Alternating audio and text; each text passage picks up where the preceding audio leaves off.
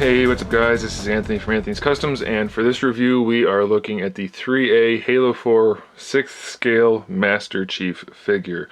And you've probably heard by now, if you're into this sort of thing at all, that most people aren't very happy with this figure.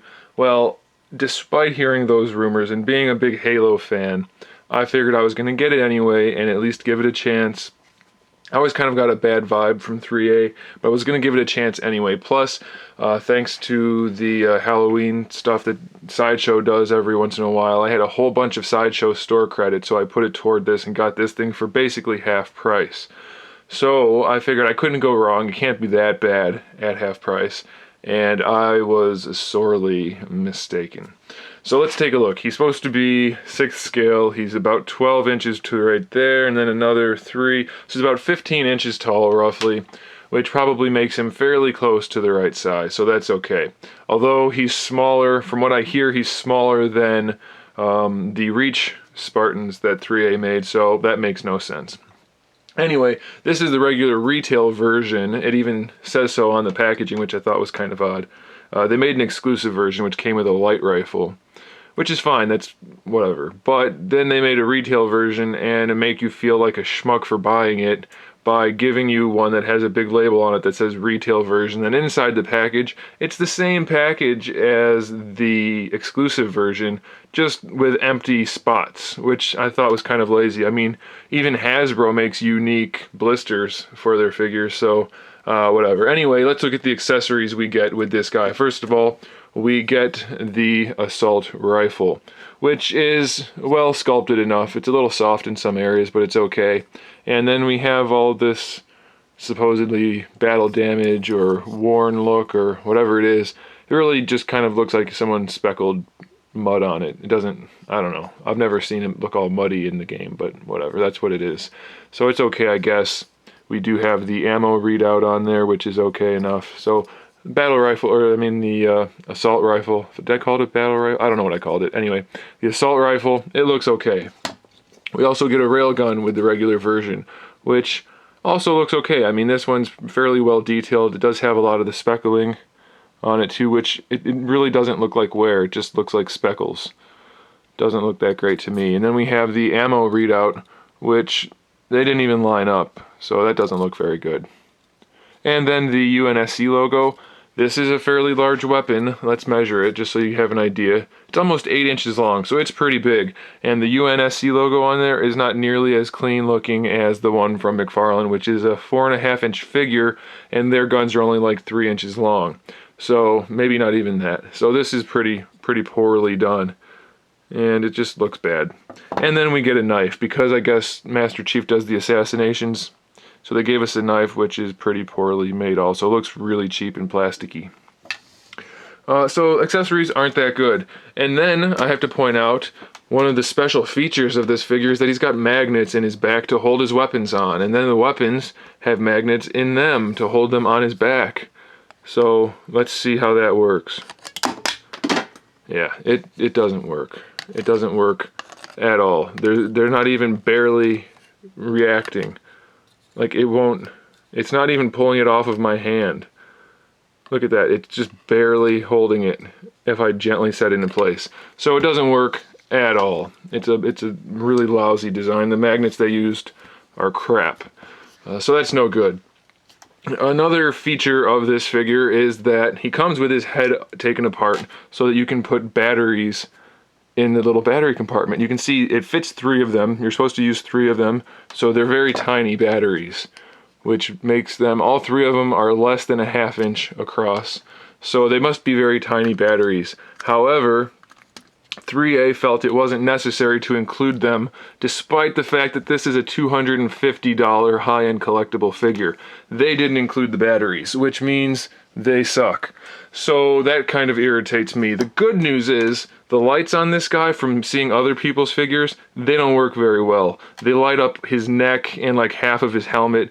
Granted, the lights do come out of the 4 little light spots on his helmet. These guys right here. They do come out there, but they also come out everywhere else. So I'm not really missing out on that too much. Another feature of this guy is that he has supposedly a seamless undersuit to make him look like an actual person. or Master Chief or whatever it is that you want him to look like. Unfortunately, they didn't do a very good job of that. It's pretty lousy. Not only is it silver instead of black, they just put silver paint everywhere. It's supposed to be mostly dark gray with black, and you know, they could have done some gray, like lighter gray shading, but this silver paint, it's everywhere, and it's really poorly done. It's just slopped on basically without any sort of aim or direction. You can see the elbows are just completely silver. Just really, really not good. But even if that was the only problem, I could get past it. But here's the thing, his entire body has this rubber undersuit which doesn't have any shape to it at all. And the problem with that is it doesn't look right. When you pose him, it just twists around like he doesn't have a body at all. So that's not very good.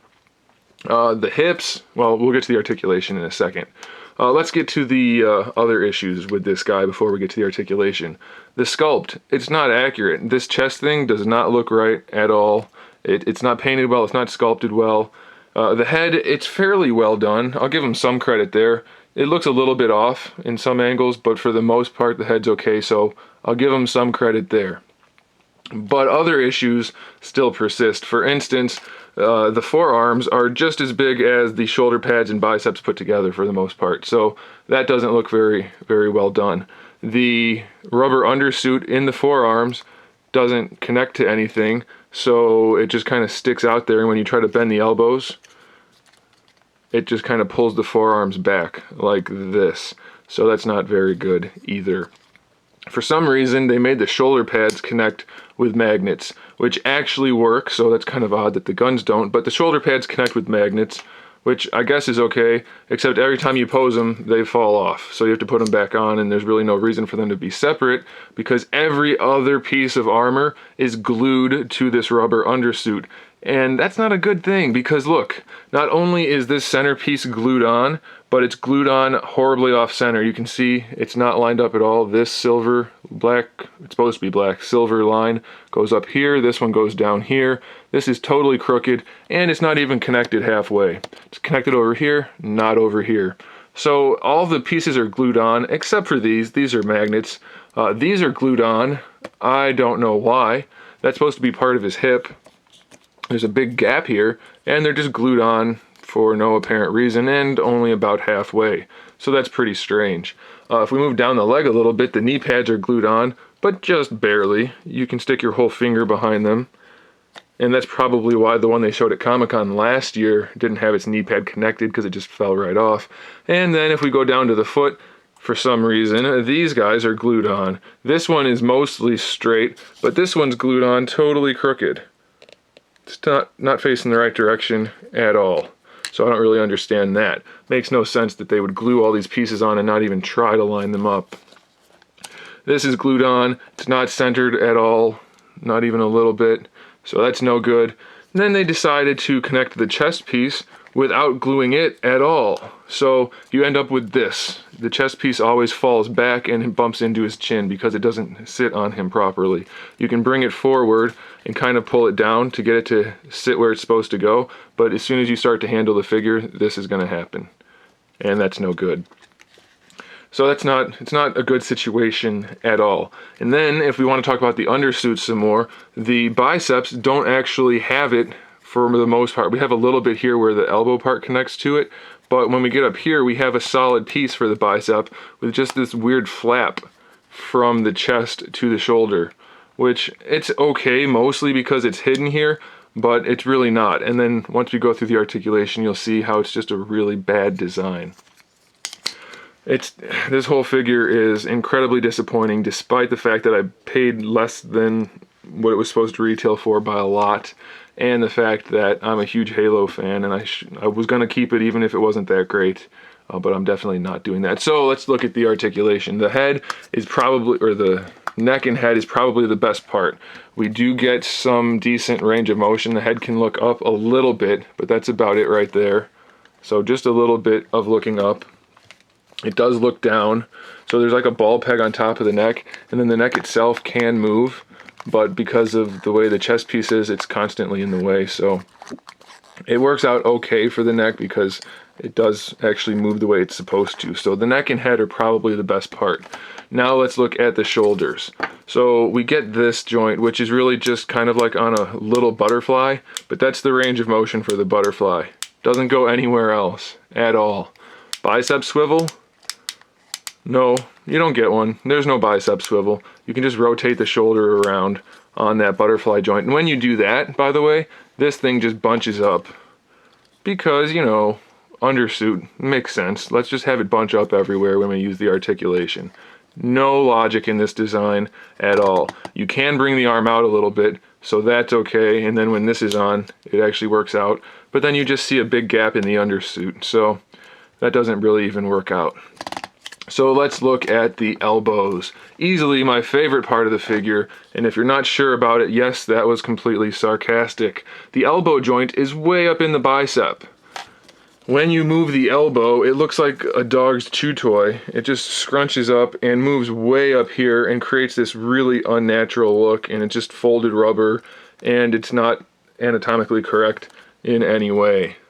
The way that works is not good. We have this super thick elbow here to try to fake the fact that it's just a squished piece of rubber with a almost non-existent joint inside. It's just really, really bad. And like I said, when you move the arm up like that, the gauntlet part here just pulls back. So you see this little sleeve from the undersuit, and then you see the wrist joint just sticking out. So that single jointed hinge is absolutely useless. It doesn't even give you 90 degrees, and it looks like junk. And just wait until we try to have him hold his weapon, or even hold a pose. Half the time the arm just undoes the articulation, or unhinges, if you will. Really not good. The wrist does actually articulate some. Not much. It's on like a ball hinge that doesn't work. So it moves around a little bit, but that's about it. The fingers work pretty well. I'll give him that. He has individually articulated fingers, and they all do actually work. Unfortunately, he can barely hold the gun with them. Of course, this hand, when you put the gun in this hand like this, it's okay. He can do that, obviously. But if you try to put the gun in his hand as if he's holding it, you can pretty much forget about it. You can tuck his fingers in to hold the gun in place, but if you look, the gun doesn't seat itself in his hand at all. The fingers can't reach the grip at all. So that's pretty much how he holds the weapon. That's as good as it gets, which is pretty horrible. Just another really poorly executed, poorly designed piece of crap thing on this figure. Alright, so now we have some torso articulation to talk about. Oh, that's right. It doesn't work. We can rotate it, and that's all that happens. You can hear it click sometimes, but it just kind of stretches the bodysuit and goes back into place, which doesn't work at all. Sure, you can lean him forward and back, but that doesn't work at all either. It's really just moving this thing around. Horribly, horribly designed in every way. No good at all. But wait, there's more. So this undersuit is actually a couple pieces down here. We have one that comes from the crotch piece up to here, and it's glued to this piece and to this piece, except mine, and from what I can tell, most other people's, comes unglued. So this isn't connected here, even though it's supposed to be. It's connected on this side, not on this side. This isn't connected here or here, so it just kind of falls apart. This crotch piece is supposed to be connected to all look like one piece, but it is also completely disconnected. Not connected where it's supposed to be on this side at all, or in the middle, just a little bit right here. But the good thing about this is that you don't have to worry about it breaking too much, because the hip articulation doesn't work at all. You can bring the leg out like that, and it'll click one time and then fall back into place. No articulation that's worth a damn. And then if you want to bring the leg forward, you can see it just bunches everything up in there and doesn't work. It just flops back into place. Pretty much useless. And a thigh swivel, forget about that. You don't need a thigh swivel with this figure because nothing works anyway. So the armor just squishes around on the undersuit and is useless. The knee is actually double jointed, and it actually holds a pose, but it just crunches everything up and puffs out on the sides and looks like total crap. So that's not very good. Plus the ratchet, super weak. If I touch it, it won't even stay sometimes. If I touch it, it just goes back to where it was. So that's no good. And then lastly, we have, well, almost lastly, we have a ratcheted hinge, double hinge. I'm not entirely sure what's in there because of this bodysuit trying to hide everything. It's just the joints in the ankle are so soft that he can't hold a pose at all. If I try to stand him straight up and he's leaning at all, he falls right over. Falls over backwards, falls over forwards, ankles just collapse under the weight. Not a very good design at all. They do have a range of motion, so that's a little bit better, but still, they can't hold a pose. And then there's no toe articulation, we just get this piece that's soft for no apparent reason. So really, really poorly, horribly designed figure all around. So last thing we need to do is show you how lousy the weapon holding is. So let's start. I told you kind of how the weapon didn't fit in his hand.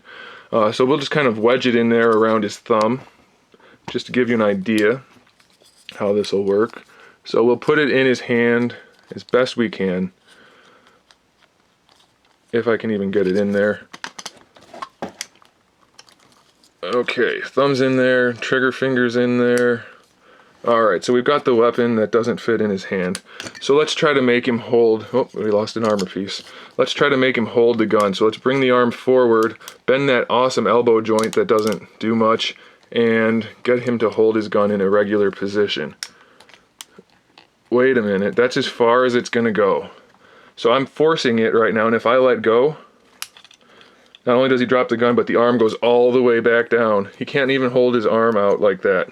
So the arm doesn't work, but maybe we can get him to hold it if we use both arms.